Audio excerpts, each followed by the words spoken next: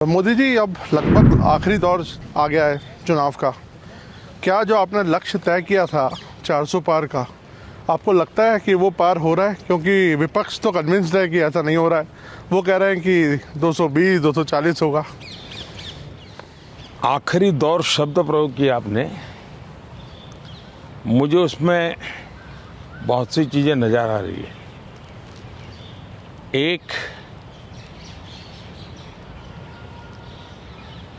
हमारा एक नया दौर शुरू होगा, उसका उसके अंदर संकेत है। दूसरा, जो लोग बड़े सपने देख करके बड़े वादे कर रहे थे, उनके लिए भी आखिरी दौर है। तो चुनाव का आखिरी दौर ऐसा इतना नहीं, उनकी स्थितियों का भी आखिरी दौर है। 370 को जो आपने हटाया, इससे क्या लगता है कि आपका ये विंडिकेशन है कि जिस तरह से अब 370 ये सिर्फ एक 5-4 परिवारों का ही एजेंडा था जी। ये न कश्मीर की जनता का एजेंडा था, न देश के लोगों का एजेंडा था। ये अपने फायदे के लिए ये 370 की ऐसी एक दीवार बना के बैठे थे ताकि कोई झोंक न पाए, और कहते थे 370 हटेगी तो आग लग जाएगी। वो कहते थे 370 हटेगी तो कश्मीर चला जाएगा। आज ये सत्य हो गया कि 370 हटने के बाद ज़्यादा एकता की अनुभूति हो रही है, कश्मीर के लोगों का अपनापन ज़्यादा बढ़ रहा है, और इसलिए इसका सीधा परिणाम चुनावों में भी दिखाई देता है, टूरिज्म में दिखाई दे रहा है। G20 समिट वहाँ होती है, बड़े शान से कश्मीर ने उनका स्वागत किया, पूरी दुनिया का। कोलकाता हाई कोर्ट का सर एक ऑर्डर आया है जिसमें 2010 के बाद जितने ओबीसी सर्टिफिकेट्स बन रहे हैं उसको खारिज कर दिया है। इनकी मोडस ऑपरेंडी है कि पहले इन्होंने कानून बना करके माइनॉरिटी को देने का पाप शुरू किया, पहले आंध्र में शुरू किया। सुप्रीम कोर्ट ने तक में वो हार गए, हाई कोर्ट ने उसको रिजेक्ट कर दिया क्योंकि संविधान अलाउ करता नहीं है।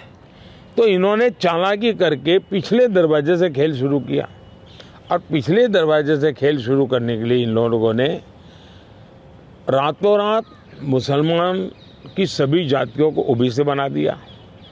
सभी जातियों को ओबीसी बना करके जो ओबीसी का हक था वो रातों रात डाका डाल दिया, लूट लिया। और इसके खिलाफ चुनाव की सरगर्मी चल रही है। तब हम तो बोल ही रहे थे कि भाई ये हो रहा है, कर्नाटक में हुआ है, मैंने बताया था। हम बंगाल के लिए भी बोल चुके थे। लेकिन जब हाई कोर्ट का जजमेंट आ गया तब ये साफ हो गया कि इतना बड़ा धोखा हो रहा है। लेकिन इससे भी दुर्भाग्य की बात है कि इतना बड़ा वोट बैंक की राजनीति करने के लिए वे अब इनको भी गाली दे रहे हैं, जुडिशरी को गाली दे रहे हैं, न्यायपालिका को गाली दे रहे हैं, और वो यहाँ तक कह रहे हैं कि कुछ भी हो जाए हम कोर्ट की बात मानने वाले नहीं हैं। कि ये जो स्थिति है वो किसी भी हालत में स्वीकार्य नहीं हो सकती है। सर, इस बार चुनाव में हम देख रहे हैं कि एक पर्सनल अटैक्स बहुत हो रहे हैं। लाइक आप पर भी कई बातें बोली गई हैं और आपकी तरफ से भी कुछ लोगों को कुछ बोला गया है। तो पर्सनल अटैक्स किस लिए इस बार? आपको लगता नहीं ये शैली नहीं होनी चाहिए चुनावों में? जहाँ तक मोदी का सवाल है, मैं तो पिछले 24 साल से गालियाँ खा करके गाली प्रूफ हो गया हूँ। मौत का सौदागर किसने कहा था? गंदी नाली का कीड़ा किसने कहा था? और मेरे यहाँ तो पार्लियामेंट में एक दिन हमारे एक साथी ने हिसाब लगाया था, 101 गालियाँ गिनाई थी। तो चुनाव या चुनाव न हो, ये लोग मानते हैं कि गालियाँ देने का हक उनका ही है, और वे हताश निराश इतने हो चुके हैं कि गालियाँ देना, अपशब्द बोलना, ये उनके शायद जहन में है, उनके स्वभाव में हो गया है। सर, वेल्थ क्रिएटर्स को लेके भी बातचीत, एक नैरेटिव आता है कि कभी राहुल गांधी जी बोलते हैं कि आप कुछ परिवार को आप बढ़ा रहे हैं, अभी आपने हाल में उनको बोला। तो क्या लगता है कि देश में जो वेल्थ क्रिएटर्स हैं उनको ही उन पर राजनीति होनी चाहिए? मैं फिर कहता हूँ, जो लोग ये कूड़ा कचरा फेंक रहे हैं उनको पूछो ये तुम कहाँ से लाए हो, उनसे बात करो भाई।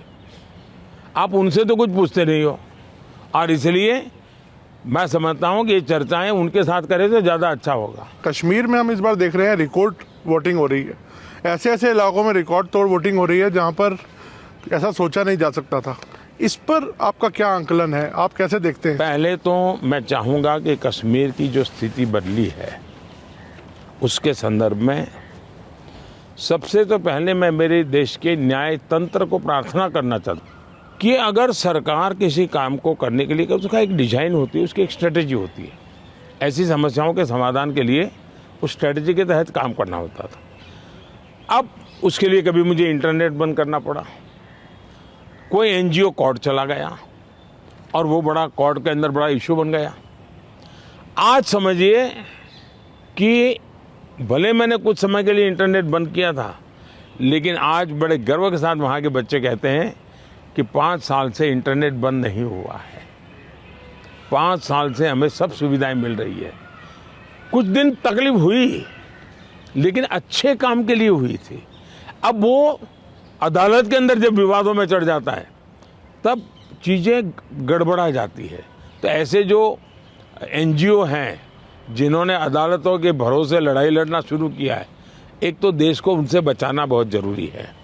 दूसरा, वहाँ का सामान्य मानवी जब मतदान करता है ना, तब वो सिर्फ किसी को जिताता ऐसा नहीं है जी। मतदान करता है मतलब भारत के संविधान को गले लगाता है। मतदान करता है तब भारत की सरकार बनाने में वो गर्व के साथ भागीदारी करता है। मतदान करता है मतलब कि भारत के सार्वभौमत्व के प्रति अपना समर्पण व्यक्त करता है। आज मतदान यानी 40-40 साल के रिकॉर्ड टूट चुके हैं। मेरे लिए बहुत सबसे बड़ी संतोष की बात है कि मेरे कश्मीर के मेरे भाई बहन, मेरे परिवारजन उमंग और उत्साह के साथ मतदान के लिए आगे आए। उन्होंने मतदान करके दुनिया को एक मैसेज दे दिया है। जो लोग आशंकाएं करते थे उनको एक मैसेज दे दिया है। प्रधानमंत्री जी, आरक्षण इतना बड़ा मुद्दा इस बार कैसे बन गया? आप तो माइक्रो चिप्स और मैन्युफैक्चरिंग इस पे बात हो रही थी, लेकिन आपको बार बार हम आरक्षण पे बात करते हुए क्यों देखना पड़ रहा है?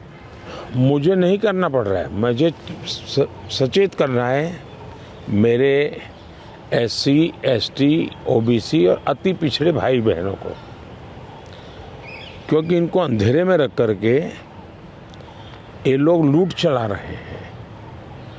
और चुनाव एक ऐसा समय है कि जो सबसे बड़ा संकट आ रहा है उससे देशवासियों को मुझे जागरूक करना चाहिए। और इसलिए मैं आग्रहपूर्वक जनता जनार्दन को समझा रहा हूँ, भारत के संविधान की मूल भावना का हनन हो रहा है। संविधान की मर्यादाओं को तार तार कर दिया जा रहा है, और वो भी अपनी वोट बैंक की राजनीति के लिए। ये जो परसेप्शन बनाया जा रहा है कि आप आए तो बिल्कुल आरक्षण ही खत्म कर देंगे, ये क्या, इस पर क्या बोलेंगे आप? इन्होंने ये पाप कर दिया है, उसके खिलाफ मैं बोल रहा हूँ, इसलिए उनको झूठ बोलने के लिए ऐसी चीज़ें का उपयोग करना पड़ रहा है। मोदी जी, बंगाल में भी ताबड़तोड़ एक टक्कर की लड़ाई चल रही है, आपके भी बहुत कैंपेनिंग वहाँ पे आपने की है और अभी आप शायद फिर जाने वाले हैं बंगाल।